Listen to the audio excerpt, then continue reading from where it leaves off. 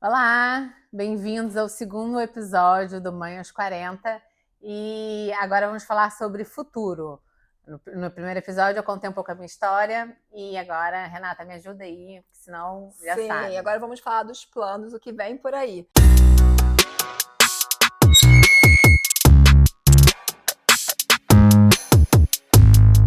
Conta alguns temas que você pensa em trazer aqui para o podcast abordar aqui. Então, temas que eu acho relevantes. Já falei do puerpério, daquela ajuda que a gente precisa, por isso que eu vou entrevistar as meninas do Our Baby.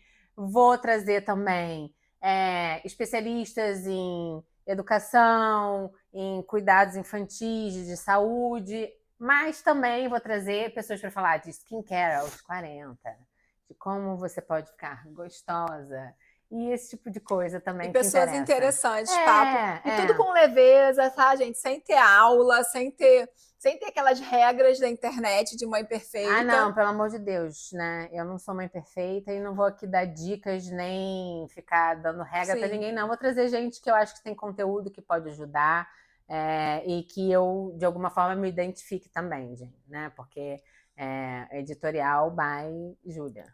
Exatamente.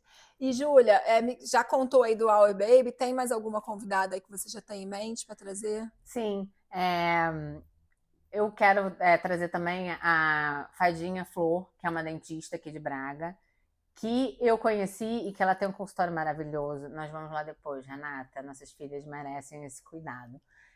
E também vou trazer alguns outros profissionais de Braga, por enquanto, mas temos em mente também fazer um episódio no Rio de Janeiro para trazer as mães aos 40 cariocas, que têm pedido para participar também já, mesmo sem saber que já ia entrar no ar.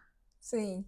E como é que você vai conciliar o projeto Mãe aos 40 com o seu trabalho de branding, enfim, de marketing, a sua vida profissional? Enfim, para começar, falando um pouco do branding, hoje em dia eu escolho mesmo projetos que têm a ver comigo. Por isso que alguns dos convidados vão até ser relacionados ao meu trabalho de branding, como por exemplo esse da Fadinha Flor. A gente vai fazer um trabalho de consultoria de branding com ela, mas porque eu aceitei, se alinha com o meu trabalho e se alinha também com o meu estilo de ser mãe. Por isso que eu acho que esse espaço aqui é tão necessário, porque eu vou falar, né, para outras pessoas, mas sempre com o meu olhar. Como nós falamos no episódio anterior, esse é um projeto autoral, é um projeto sobre a Júlia. Mas, ao mesmo tempo, você faz um trabalho sobre maternidade sem expor a sua filha, sem trazer muito o seu íntimo. Você explora a Júlia. Como que você faz para fazer esse equilíbrio na hora de criar o É conteúdo? uma ótima pergunta, Renata, porque sim, a Maria Antônia não aparece nem no Instagram, também não vai aparecer aqui. É, eu aprendi aqui em Portugal, quando a gente chegou, muita diferença, né? Há 8 anos atrás, e a gente pegou um momento até que a proteção de dados foi implementada aqui, eu acho que você lembra. Sim. Então, a gente aprende muito sobre privacidade aqui, é totalmente diferente do Brasil. Né? Acho que no Brasil eu nem pensaria, talvez, de repente, se ela tivesse nascido lá, se ela tivesse um pai brasileiro, de repente ela já estava no Instagram, né? Enfim, como algumas amigas minhas influencers no Rio mostram os filhos, não é uma questão por aí, não é um julgamento, é só uma questão de escolha. É, eu mesma mudei, né, com esse tempo offline. O meu marido é uma pessoa muito reservada e a gente escolheu preservar a imagem da Maria Antônia. Ela mais para frente, mais crescida, ela querendo se expor, é uma outra história. Apesar de que ela fica falando que quer ser youtuber. Mas como ela é muito pequenina, a gente não dá nem hipótese. Enfim, é uma escolha nossa. É difícil, né? Porque ao mesmo tempo que eu falo dela e gostaria de mostrar, as mães, né, adoram falar sobre os filhos. Ai, minha filha é incrível, linda. Mas eu escolho fazer dessa forma. Quando ela aparecer em algum momento, porque vão ter coisas que ela vai estar lá, aparecer ela de costas, um perfilzinho assim, Sim. para não mostrar. Não vou pôr aquele emoji na cara que algumas pessoas aqui em Portugal fazem, né? Ou até mesmo no Brasil, poucas. Mas vou fazer uma coisa de uma forma que ela não apareça, porque É. realmente eu prefiro proteger. Essa é uma diferença cultural bem grande. Eu vejo no Brasil, Outro dia eu vi uma amiga que postou o parabéns da filha na escola e ela filmou todas as crianças ali na escola fazendo parabéns. Lá é muito comum isso. Aqui em nem Portugal, pode. jamais eu vou pegar o telefone, os pais não gostam. Esses dias eu estava até na ginástica da minha filha, eu vi que um pai foi lá reclamar que a filha apareceu no Instagram. Enfim, é uma coisa que as pessoas aqui não gostam, tomam muito esse cuidado. Mas eu vejo também que até pessoas no Brasil que tem eu, por exemplo, adoro acompanhar, tem filho, aí você vê lá, ai, filho fofinho, Sim, eu gosto de acompanhar. Mas eu também não costumo mostrar minhas filhas na minha rede social profissional. Mas essa diferença, mesmo no Brasil, eu tenho visto que muita gente tem deixado de mostrar muito agora para essa questão da inteligência artificial. Sim, que é uma questão que a gente não pode nunca deixar de falar, né? Muito séria. Nossos filhos estão expostos a isso, esse tipo de criação de conteúdo usando inteligência artificial, inclusive até pornografia infantil, né? Usando imagens das crianças. Tem sido um tema recorrente que eu tenho visto muitos especialistas a tratarem sobre esse assunto. Então, sim, por isso mesmo é uma questão de segurança. No Brasil, as pessoas já têm estado atentas e algumas já mudaram o comportamento por causa disso também, Renata. A gente não pode deixar de alertar sobre esse assunto aqui, que é muito importante. Agora, você falou da diferença, nós falamos um pouco dessa diferença cultural do Brasil para Portugal em relação a essa questão da imagem. Você, no caso, até é casada com um português, Sim. Então deve ter tido muitas dessas diferenças culturais. Eu mesma, meu marido é brasileiro, mas nós vemos muito na criação do filho. Eu lembro um que eu lembrei agora, quando minha filha era pequena, tinha um umbigo, limpar o umbigo, aqui de jeito nenhum você pode passar álcool. E a minha mãe ficava, tem que limpar com álcool. No Brasil a cultura é essa, aqui não é. Limpa só com água, só seca, enfim. Eu já nem lembro mais como é que cuidava, mas eu lembro que tinha essa diferença. É isso mesmo, só seca. E como que conta aí algumas diferenças dessas que você viveu.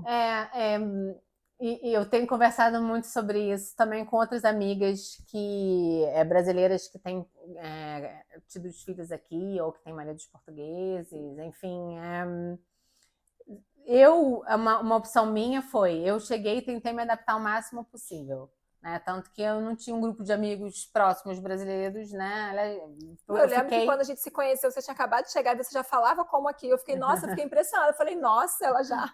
agora eu já perdi. Não, mas você tá certa, você chegou, você tem que se adaptar.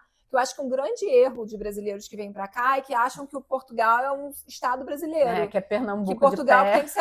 tem que se adaptar a eles. Eu também acho isso. Você tá certo. É piada, viu, gente? Mas a gente até fala aqui em casa. Foi meu marido até que foi o primeiro a me mostrar essa do Pernambuco de pé. Não vi isso, não. Eu tinha um meme na internet que era falando isso, que Portugal é Pernambuco de pé ou Mato Grosso do Norte. Enfim. Mas não é um estado brasileiro e realmente eu tentei absorver o máximo as diferenças culturais quando eu cheguei e falava mais, porque na aula e tentando comecei depois a trabalhar na universidade, agora que eu não estou trabalhando só no mercado português, acabei perdendo um pouco, mas quando eu estou conversando com a minha filha, por exemplo, às vezes sai um porque ou algumas coisas assim. Das diferenças culturais que nós tivemos, eu nem sei se tem alguma coisa específica, porque de vez em quando eu lembro só meu marido, algumas expectativas, eu acho, diferentes, né? Que acontecem em qualquer casal e com diferenças culturais, às vezes, um pouco mais de alinhar e tal. Às vezes eu falo, oi, amor, eu não sou portuguesa, sou carioca, então... Sim. Às vezes acontece, sim. Mas foi isso, eu tentei absorver o máximo possível. Inclusive, nessa questão de me preparar para ter a filha aqui em Portugal, eu nem lia nada que fosse relativo à saúde do Brasil, porque aqui é diferente, então eu já tentei absorver o máximo. Nem falei, não, cara, é assim que faz e pronto. Mas sim, tem essas diferenças mesmo. Júlia, conta pra gente uma inspiração que você tem na sua maternidade, no seu trabalho, o que te inspira no dia a dia? Olha, mais do que uma pessoa, eu vou dizer que todas as mães têm me inspirado um pouquinho. E eu não posso deixar até de me emocionar quando eu falo disso. As mães que eu conheci através do colégio, né? As mães amigas, assim, dos amiguinhos. Outras mães como você, que trocam comigo e mostram quando estão trabalhando com o filho doente, como como vencem esses desafios. No salão, que cuidam de mim, que quem acompanha. E também vou trazer algumas delas do salão, tá? Elas também foram muito especiais para mim. Elas traziam os desafios das mães, me punham para cima e falavam: não, Júlia, você tem que voltar a trabalhar, você tem que ir para o online, o mundo sente falta de você. Então, essas mães e as minhas amigas também, que eu falo só por WhatsApp, eu não tenho visto muito, mas elas também me dão força. E trocam e falam sobre os filhos e falam sobre essas questões que a gente tem e que eu vou trazer para cá para a gente poder conversar. Às vezes de ter dificuldade de alinhar a educação de filho com o marido, né? Sim. Ou de ter que vencendo culpa materna, a culpa né? Porque materna. A mãe sempre tem culpa, precisa de uma outra. Exatamente. Ou para, devo ou não voltar para o mercado de trabalho? Posso ficar aqui em casa cuidando do meu filho? Esse tipo de questão. Então, as mães todas são minhas inspirações. E essas mães todas que surgiram no meu caminho, algumas de 40, outras jovens, outras mais velhas, são as minhas inspirações diárias. E você tem uma frase que te guia? De maternidade, não. Mas eu tenho uma frase que é a minha frase da época de faculdade e que acho que me permeia a vida toda e tem a ver até com esse momento do meu podcast, que, sem parecer pretensiosa, é do Heidegger, que é um filósofo alemão, e ele no livro A Origem à Obra de Arte, ele fala: a obra de arte está para o artista, assim como o artista está para a obra de arte. Nenhum é sem o outro. Eu falo essa frase porque esse espaço, ele faz parte de mim, Mãe aos 40, assim como, né, eu faço parte dele. Então, essa frase me guia e guia meu trabalho também. Agora, completa a frase. Eu amo ser mãe quando? Quando minha filha está dormindo bem. Boa. Eu tenho saudade de? O tema dormir, né? Eu tenho saudade de dormir até tarde. E eu confesso que? Eu confesso que às vezes como chocolate escondido depois que ela vai dormir. Quem nunca? Bom, gente, acabou esse nosso segundo episódio. Foi ótimo esse bate-papo. E em breve vamos começar com os nossos convidados especiais. Então, aguardem, inscrevam-se no canal.